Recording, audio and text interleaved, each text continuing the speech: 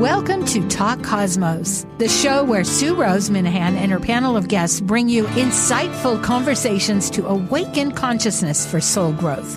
Come journey with us through astrology's energetic cycles and get ready to understand your path in the cosmic roots of the stars.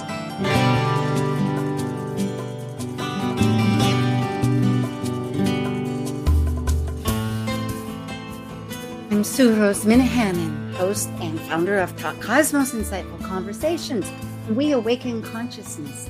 Today is the 7th of April.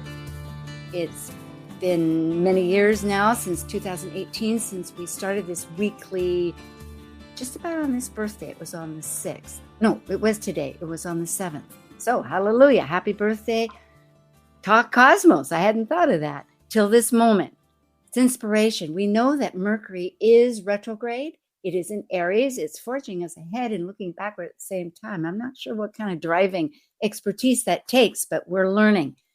And also the big news everywhere, shouting across the housetops and across the fields and oceans, is this illustrious eclipse happening tomorrow on the 8th. That'll go smack dab across the United States and Mexico. And it's a total one. It's right in the very middle. It's going to be a long one, over 4 minutes. We're not here exactly to talk about it in every little detail, except, of course, it is highlighted because we are the new moon. And the new moon, when it is in eclipse, is a solar eclipse. So the sun is getting blotted out. The lights are going bananas, shading out, and inner darkness speaks to illuminate again our vision and path. So with that said, there's so much more to say, but I do have a most special panel here, the Archetypal Symbols panel, and we look at things from many directions in order to give a total picture. So thank you, and we are now ready for Archetypal Symbols.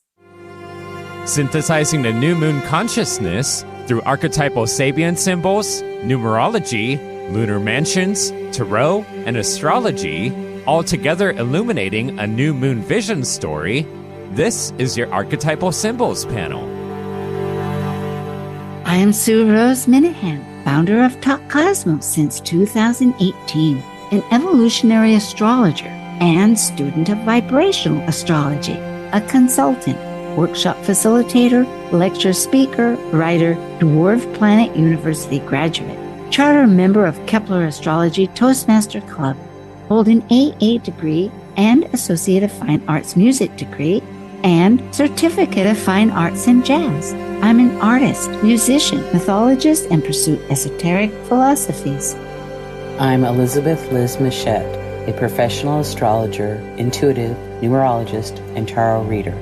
I'm a certified sacred healing counselor, providing nurturing, in-depth consultations for individuals and couples. I'm an author, blogger, speaker, and international Reiki master and teacher.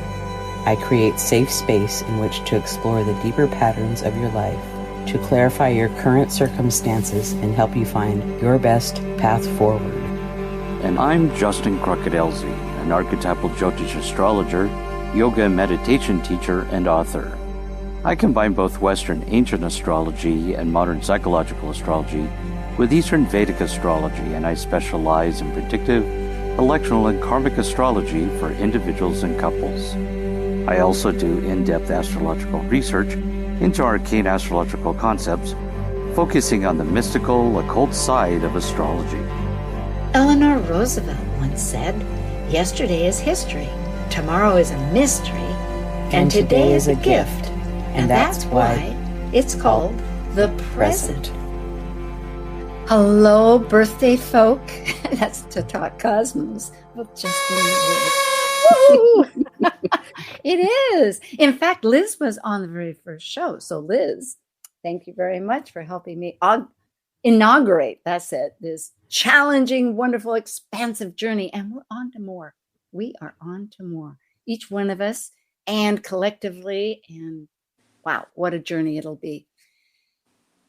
So, any thoughts before we begin? It's a pleasure to be here, and happy birthday to Talk Cosmos and my 6 years of being on the radio. And YouTube now, and into it's our been a seventh journey. season. Yes, indeed. I know. Isn't life? Okay, we won't reflect. We'll just plow ahead. Aries, like, yeah, that's what we're doing. Okay. Again, folks, and I always think I have it dark, but Elizabeth Liz Mouchette is at alightpath.com. Justin Crockett Elsie is at his name, justincrockettelsey.com. And he has an email too, which we will learn later in the show. And myself, Talk Cosmos. So we have here, I know we can go forward. Yes, a little bit of retrograde happening here. All right. The solar eclipse. Astronomically, when the path of the sun and the moon are within, when the degrees of the sun and moon are within, a new moon is within 12 degrees of the nodes, that's the meeting of their path, the moon and the sun, we have an eclipse. The closer in range, it's a long span over, the Saros cycle is a 1,200-year cycle.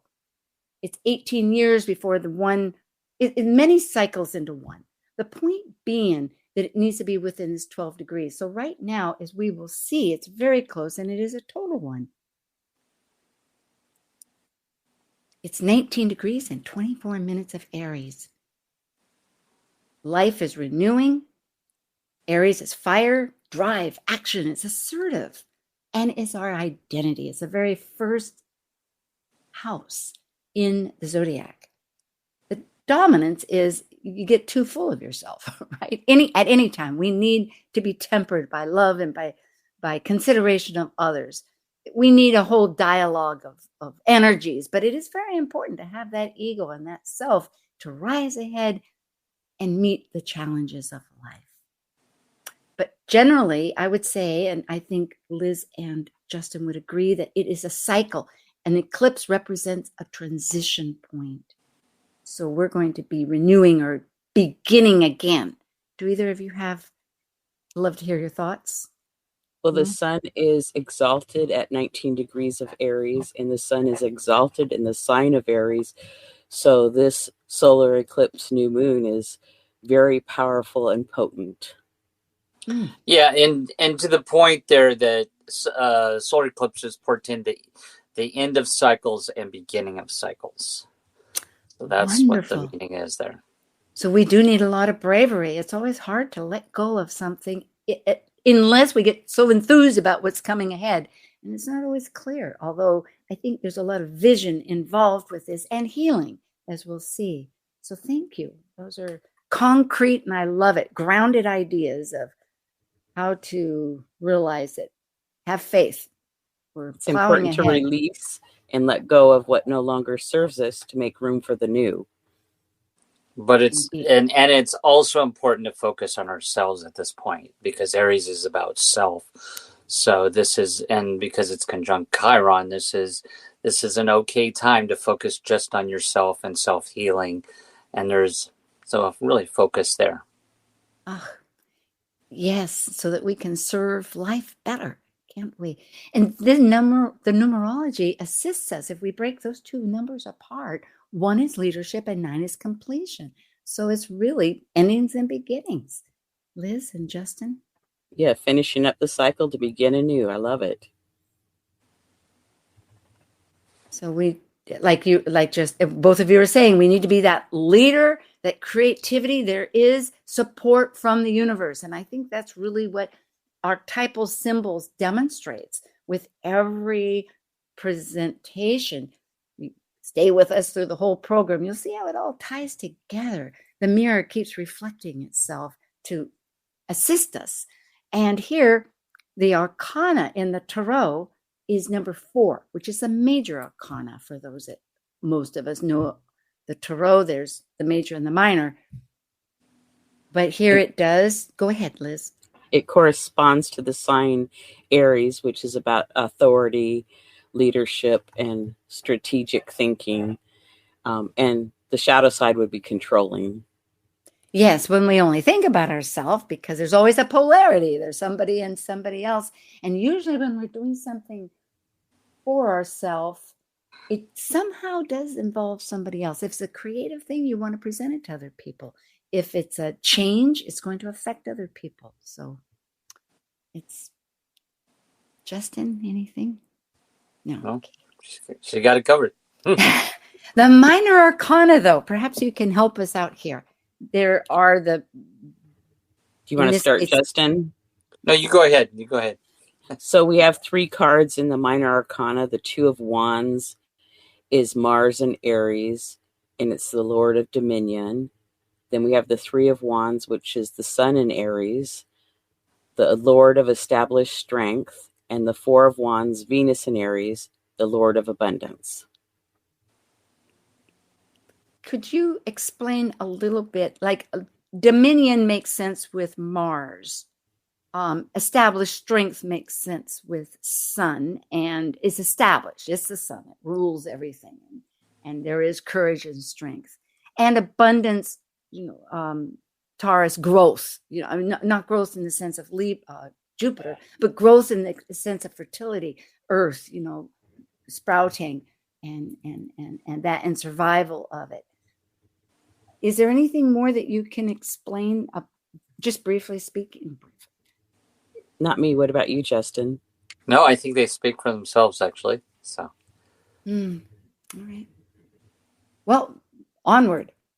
Here we have the Yorish lunar mansions called the Nakshakras, and they are the constellations of the stars in the Eastern philosophies, which is really a brother and sister to Western astrology.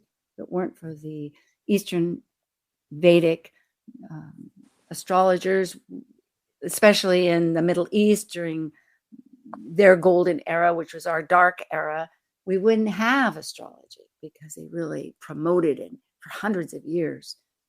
So they do relate very much, and Justin studies both of them. And one factor here is that it has everything to do about stories. The constellations have stories. Go ahead, Justin. Yeah, so in Jyotish, it's Jyotish. In Jyotish astrology here, what we're really talking about here is the same constellation that the moon is in. It's just we're diving deeper into the constellation, the sign, and looking at the fixed stars that are in that constellation and the concept stories and mythologies around them and what the meanings are as we get deeper into the constellation that the moon is traveling through. And so this is what's called the lunar mansion, or the mansion where the moon's traveling through. So on the next slide, well, if I might add, though, just a padas mean that it's a section. It's just they're each divided up into 4 sections. Exactly, four padas. Just like there's deacons that divide up, and we can take that back to the Egyptians. This is the Hindu. So in this particular new moon, the nakshatra, which the moon is traveling through, is called Rafti. And it's in the 3rd section, or 3rd pod of Rafti.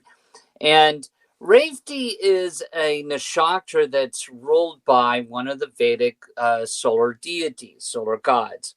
But this particular solar god is related to nourishing or nourishment. So it's and protection. This is a god that protects the animals. This is the nurturing sun, or the nurturing aspect of the sun. So it's nourishing and protecting form of the sun god. The ruling planet is Mercury for this nakshatra, and the ruling deity is Pushana, which is one of the solar gods. The symbol is a drum or a pair of fish, and the basis above is, as we say, is above below. The basis above on this is cows, because cows then nourish calves, and that's the basis below, cows and calves. So this is what we're talking about here with this. This solar eclipse, again, back to self. This is a great time to nurture self, and I think, as we'll see as we get into the rest of the Sabian symbols, we'll start to see this word nourishment, or nourishing and taking care of oneself and healing oneself, comes out. So that's it. Thank you. Yeah, Aries actually has a lot to do with nourishment also. In Western mythology, there's a famous story, the Golden Fleece. And the Golden Fleece begins actually with the birth of a ram and a calf, and a small, with between a ewe and a ram, because in mythology, beautiful maidens were often desired by the gods. You might say that they're very much akin to that consciousness. This is how I see it. So this one beautiful maiden was desired by Poseidon, that rules the ocean, as behind me. But in doing so, he went to an island, and men came there, to the point being he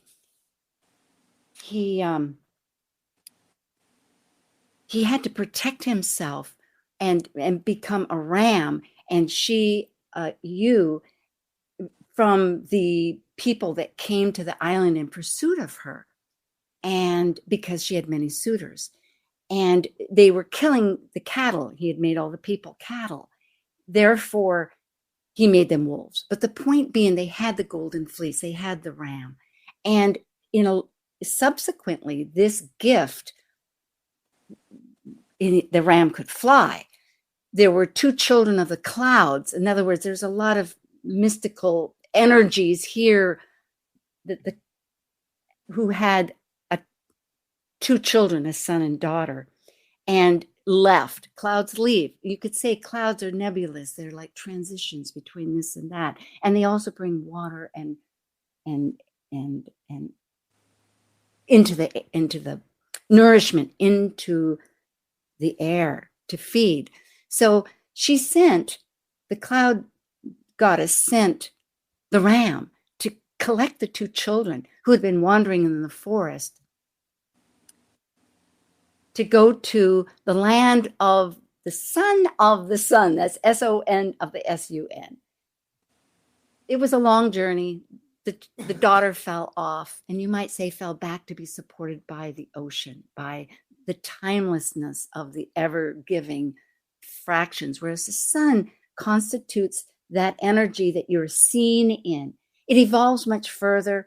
There is the Golden Fleece. There is Jason. It's a very involved, very much in-depth story that's taken me a fair amount of time to interpret and look at. But the fact is, it remains that there was this nourishment to protect these children, and there's also this identity that to be found. So it does, and along with Pushan, the solar god, it's most fascinating how one story can lend itself to the other. But then back at that time, these cultures were connected, actually. So it's a fascinating development. Do you have any other comments, either of you? No. Sabian symbols. They were channeled by spiritualist medium Elsie Wheeler with the assistance of astrologer Mark Edmund Jones in 1925. There's 360 degrees to the astrological chart, and there's 360 Sabian symbols, or archetypal symbols, we could call them. So you can go to the next slide. Well, to find the Sabian symbol, we round it off. We go to the next degree. So here we have the past, present, and future. But in our case, we're going to do 4. We're going to do the past, the present, the Sabian, which is rounded off, and then the future. So it's a whole picture of itself. And here we are. This is the chart. We're using the Eastern Coast chart located in Washington, D.C. It's a political year. We're going to keep focused on this particular chart. And in this case, at this particular time, which is 2:21 p.m., that's tomorrow in the afternoon, and there will be times around the world that we will give later, but the ascendant is in Leo. It's being ruled by the sun. And the MC is in Taurus, which is ruled by Venus, and the actual new moon eclipse is in Aries at 19 degrees, as we have discussed, and is ruled by Mars. So most interesting, Mars and Venus, the cosmic lovers are very potent in our particular chart, and the sun of our ego. So we're all experiencing a great transition, I would say, here. But we will be looking at these Sabian symbols for all of these degrees. I can go to the next unless somebody has a thought. Yes, that's fine.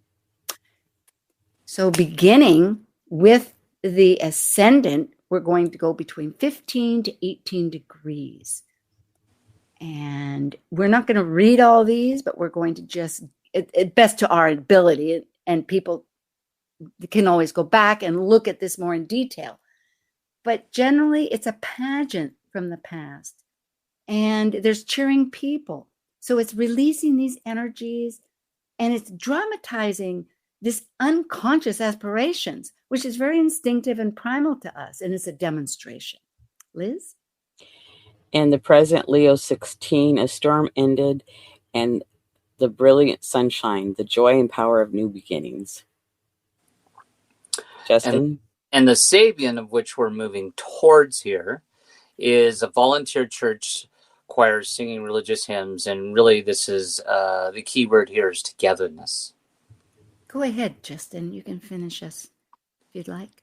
Well, go ahead. You go with the fourth one, because I wasn't really sure why we did the fourth one, to be honest with you. Because for us, it's always, it's in 16 and the next is 17, which is a Sabian, but then that's what's going towards this 17. There's a further development. So we're looking at a larger arc. That's all. So I will say there's an alchemist, and it's an experiment.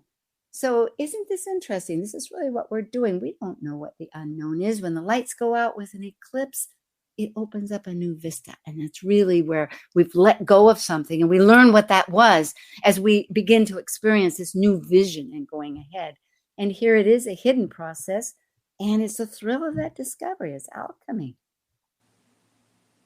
So the MC, if we go past in Taurus, which is an earth sign, it's the woman of Samaria, which is very ancient times at the ancestral well. In fact, that could be, I think, where Jesus was with the woman. It reminds me of,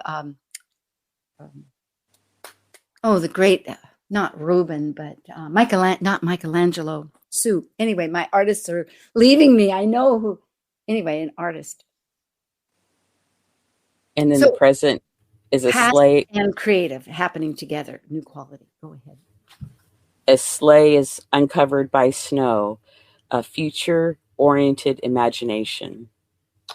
And the Sabian Taurus 9, which is what we're working towards, is a fully decorated Christmas tree, which is just this faith in cyclic renewal. And then the farther out future is a Red Cross nurse, consecration to humanity. So perhaps that would have, with the end result, if we continue on this path, having that faith, this new quality that we wanted to have, and there's some compassion. Isn't that wonderful? Because we came out of Pisces. Here we have the new moon itself, the eclipse at 19 degrees, and I think it's 24 minutes of Aries. And the past, I didn't write that down, but it's at 18 degrees. It's an empty hammock, and it's stretched between two trees. So it's getting ready to live rhythmically, and it's alternating between rest and activity. So let's go ahead, Liz. The magic carpet. Strife, transcending an unattached outlook upon everyday reality. And then Aries 20, which is what we're working towards or going towards here in the future, is a young girl feeding birds in water, which is really basically as we're looking at life situations, overcoming or navigating these life situations with love and compassion. We would call that also the Sabian, because usually you're right. I mean, I know we're altering among the three of us. We have different views of the four, but the fact is that the Sabian But that's what we're working towards. That's what we're working towards. Yeah, Passion, well, it is. Love, and navigating life situations. Yes. And from that, we're working towards a pugilist. Is that how you say it? Who enters the ring? Pugilist. Pugilist. Okay, we pronounce the G. But it's releasing and glorifying this social aggressiveness, this overwhelming power. And to be honest, that is part of what we're doing presently. Is the challenge here is to overcome the strife in order to be creative. It's that transmutation that we're really looking at right now of love into love, which is the whole key. Liz, do you have some comments here to tie this together? Well, it's like we're just moving through the rhythms of life and imagining a new beginning, and coming from love and trying not to be overcome by the power. Yeah, it's always reminds me of The Ring, right? The hobbits.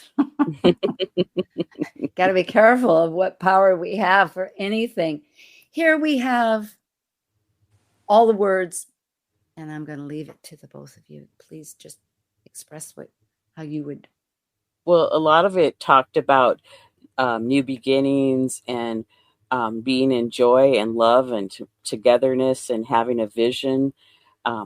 So, I mean, they kind of all speak to the same part, in my opinion. What about you, Justin? Yeah, I would agree. I think the ascendant showing how we're moving forward into this situation at the moment of the solar eclipse is really sort of this looking at a new beginning here with this togetherness with others. We're all watching an eclipse, and of course, what we're trying to work towards is sort of being present in the moment and having faith and our fellow man that every person's good at their basic.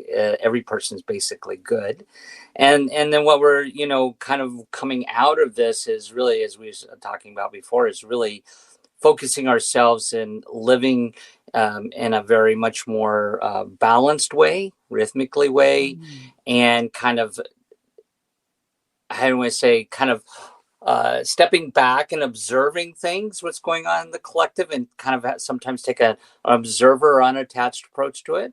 And then, of course, just leaning into the situation with power and love and where we're moving forward with, I would say. A great alchemy. Thank you so much. It is truly transcending what has bothered into creativity. Well, we are now ready for our little break, and we'll come back with Archetypal Symbols panel with Justin Crockett-Elsie, Elizabeth Taylor, Elizabeth Mouchette, our famed lady, and myself, Sue Minahan. We'll be back. Thanks. Bye.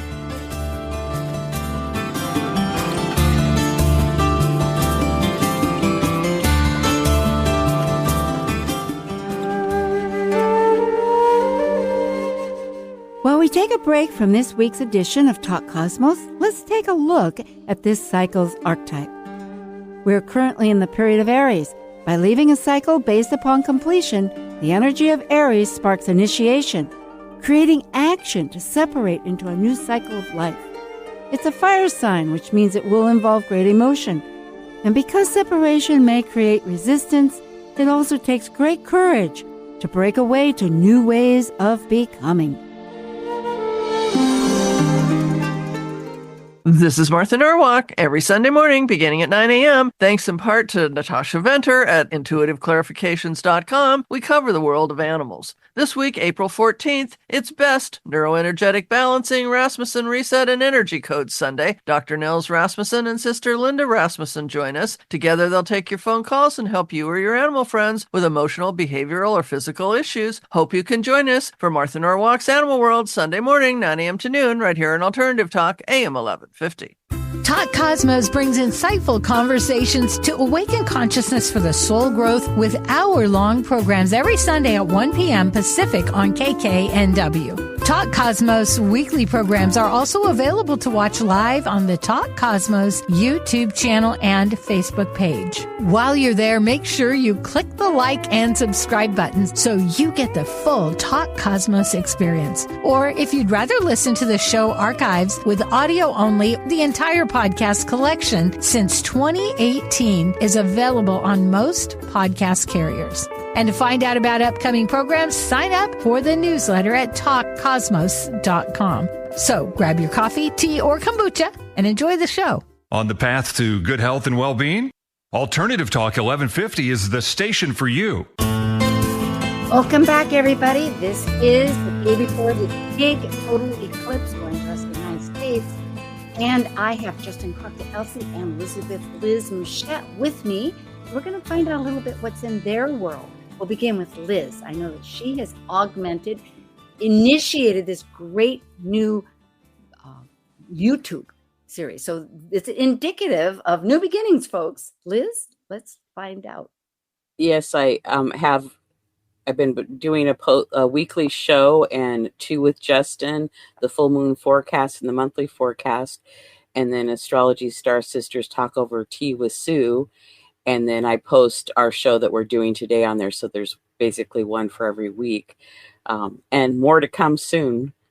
Yes, indeed. I know, I think these are last months, but we're doing one about Jupiter and Uranus, such as I'm also going to do this next week. It's very exciting. Thank you. Yeah, and I'd love to listen to both of you too. So wonderful. And that would be at YouTube. So it's at Elizabeth Liz Mouchette. Just put in Liz Mouchette. You'll find it. Thank you. Yes. And Justin, you're getting active with Instagram. Let's find out. What are you doing? Yeah, I do a monthly Mars forecast on the beginning of the month on Instagram, and looking at what Mars is doing for the month, as it's an important planet to track because it relates to how we're all trying to move forward and take action. And then I also do, I'm starting a weekly lunar forecast, looking at the moon just throughout the week, focusing on the nakshatras and lunar mansions. And then I'm also starting an Ask the Astrologer series on Instagram. So people can find me at Astrological Yogi on Instagram. Yes. And his email is justin.lc, Gmail. And if all is lost, of course, his name is his website. But this is on Instagram. Well, good luck. It's very exciting I love success, and we're all moving ahead. For myself, I've been writing blogs every week. And the last one was about the solar eclipse. Prior to that was the lunar. And then, of course, spring equinox. It's Aries times. It's like pushing ahead. And this week, it'll be, of course, about this new conjunction coming up, which is Jupiter and Uranus once every 84 years in Taurus. But it's not so much factual. It's more philosophical. It's my viewpoint. It's like, hello, Sue. This is what I'm thinking now. So you get a little bit of extra from me.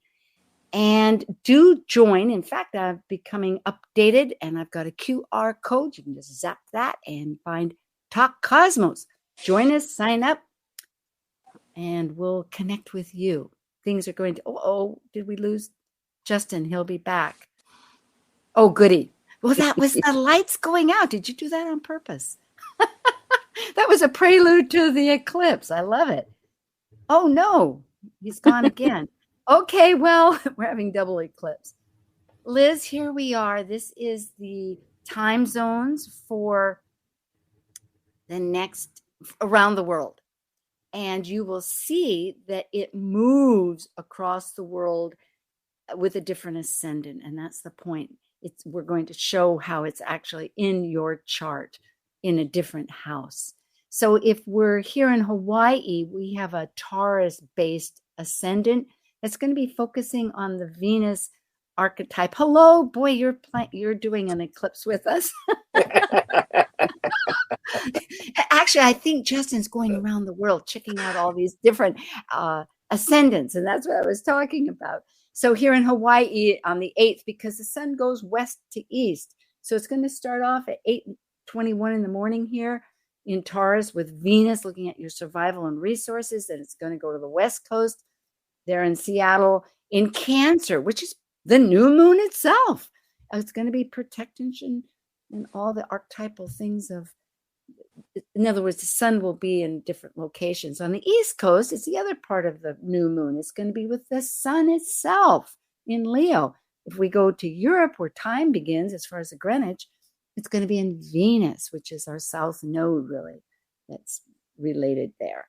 Further, in the next day, according to us, but not for them, down under over there in Australia, it's going to be in the morning on the next day, and it's actually going to be in Pisces. It hasn't quite entered. It's moving. Here, I won't go into all these. We can do this together, but it shows the quadrants, and I made a little error, Liz. It'll be for England, where it's universal time, it's going to be in the third quadrant. So apologies. I'll try to correct that when we present, when the live goes. Anyway, I'll correct it later. So here in Hawaii, it's in these fourth quadrants, though, are in the 11th and the 10th house. And what I find interesting, and I'll let you both, if you would like to comment, I'd love it, is to see how, if it's because we have a Taurus ascendant, we're in a sextile relationship with that with that new moon. Whereas it changes in its dynamics, how we look at that new moon. So maybe we're nourishing in a sextile way that how to protect ourselves. I know since the fires last summer, Hawaii is really looking at very much our resources and how are we operating, with the people here that are Hawaiian. Justin and Liz, you want to go ahead with? Well, I would just say, like, depending on your location, like if you're in Hawaii, the eclipse in an astrology chart would be in the 11th house about networking. And if you're at Pacific time, it'd be in the 10th house of social status. And Eastern is the 9th house about beliefs. Universal time is the 7th house of relationships. And Australia is the 1st house of self. Yes, very good. And actually with the West Coast, it's going to be in a square. It's going to be a lot of action because it's Aries and Cancer. It's like, how am I going to, that self-survival, with how am I protecting myself and what is important with my tribal group. And on the East Coast, it's going to be a trine. It's going to be that Leo, a forward action of identity. But over in Europe, it's really a self and others. And you just think of the political structure of the world, and we are changing. Over there, they have wars and their relationship with the other worlds. So it's very interesting how astrocartography wise, and this is in the Porphyry house system, how things shift. So if we're going to relate with people, it's important to realize their identity, that their environment is, particularly because Mercury is retrograde in Aries right now, how we see things is a little individualistic. There are some observations. Mars is ruling the solar eclipse, also rules Mercury right now, both in Aries, and Mercury is retrograde and will be from the 1st to the 25th in later degrees. It starts, I think, from 27 down to 19, is it? I'm not sure. I didn't check that, but we'll be talking about that in later shows. Out of bounds, Vesta, our hearth and home in Cancer, and Ceres, not very much, but nurturing, from grief to claiming that nurturing. Justin, I think we both, and Liz, we have ideas about, rather than me just speaking about how that relates to whether the chakras or all of it, it sort of ties together these, just Vesta and Ceres. Well, the nurturing part is very much so, but go ahead, Justin. Yeah, no, that's what I was going to point out. I think, when we look at this solar eclipse, as much as it's about ourselves, it's also about our relationships. And I know Liz has some really great concepts about out of bounds and how these two asteroids, goddess asteroids, which relate to our home and nurturing, how we get nurtured from others. So I think this is how the nourishment comes in, and when these are out of bounds, that people are out to go outside the boundaries of nourishment, and how these asteroids may go above and beyond or not enough. So that's all I would say about that. Yeah. It's a very intense, the planets are so tight. They're between Pisces and Taurus, which is always in one section. It's like very tight, called a bundle. It's extreme focus. Mark Edmund Jones, the one that did the Sabians, came up with these 7 planetary patterns. And right now, it continues to have Pluto as a lead planet, which is transformation. So we're all in this transition. It's very powerful. Yeah. But, I was saying that Liz actually pointed out yesterday that after I said that all the planets, with the exception of Pluto, are all in these 3 signs. So we're dealing in that area of the sky, which is, Pisces, Aries, and Taurus. And Liz did point out they're all within 70. There's a 70-degree window here. So that's where a lot of the focus of this energy is at, especially with the solar eclipse. And that's what a bundle is when it's that tight, because there's other patterns, a bowl, etc. Exactly. Good points for the details. And we could call Pluto the singleton because it's out of that group. I mean, it's still close enough to be a bundle, but it's still far enough away from all those other planets that are bundled together. So it's a singleton right now. It is, although I will say that we'll note that it's also sextile to Venus, I believe. So isn't that wonderful? We're looking at our values. And again, Venus rules both Libra and Taurus. So of course, it's not just relationships. It's a whole spectrum. It's our relationships. It's our survival of self, which has everything to do with Aries before it, our identity.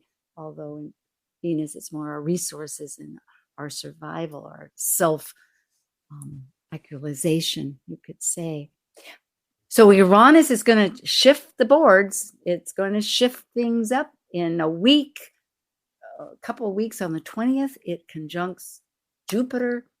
So things are bouncing along. Okay.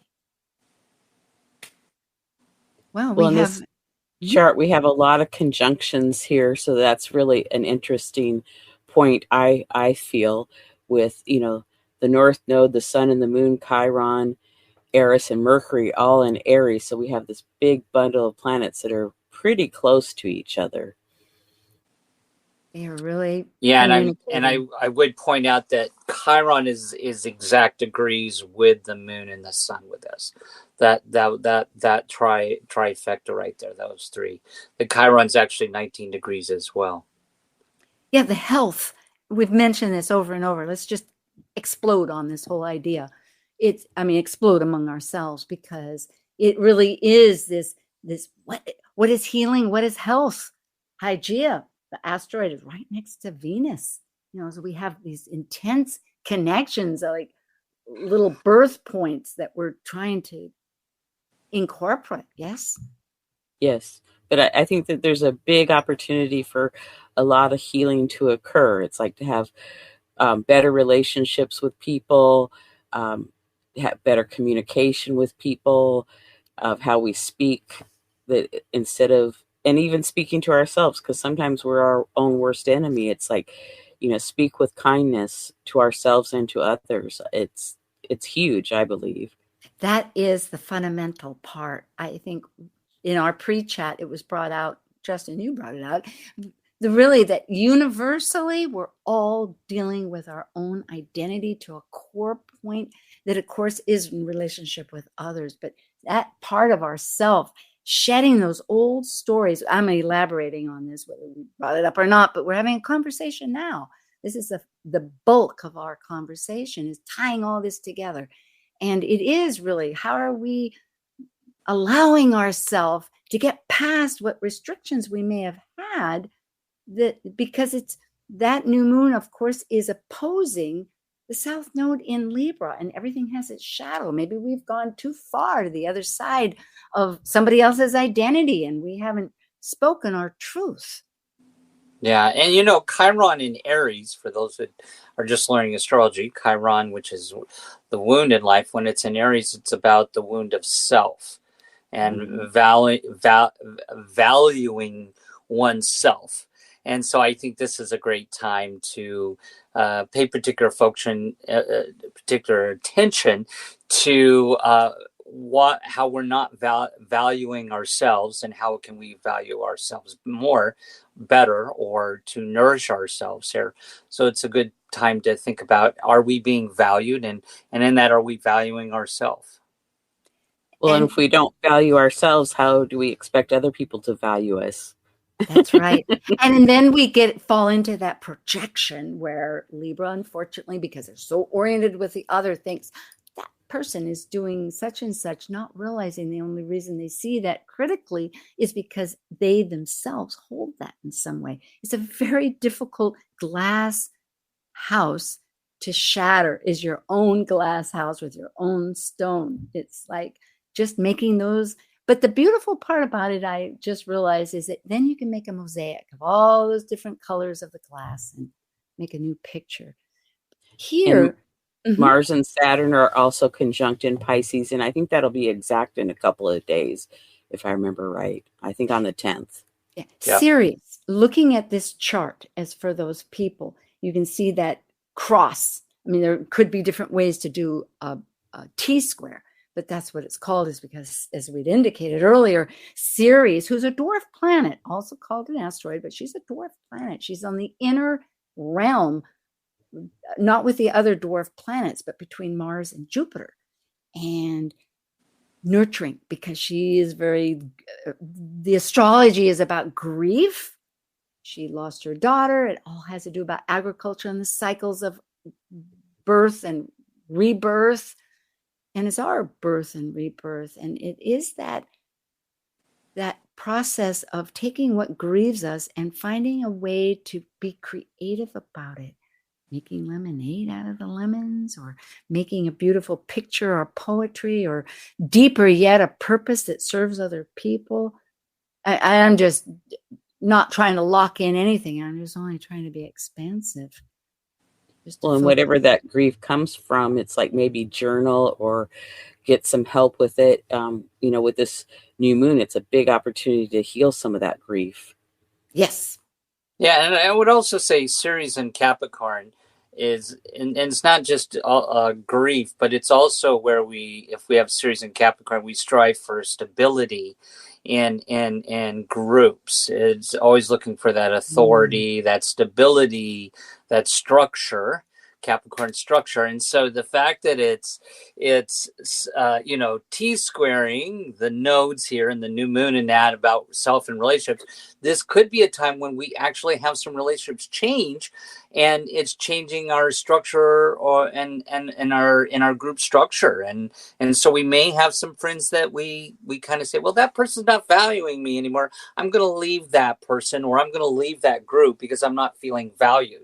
So it's asking us to evaluate our relationships, but then at the same time changes how our Ceres is reacting and looking for that authority and structure and stability in a group. So this could be the time when you say, you know what, I'm going to join a new group, or I'm going to evaluate relationships. And there could be some dynamics there, being Capricorn and Aries and Libra, to where there may be a little bit of tension with that. But it's something I think that we're learning to work through here.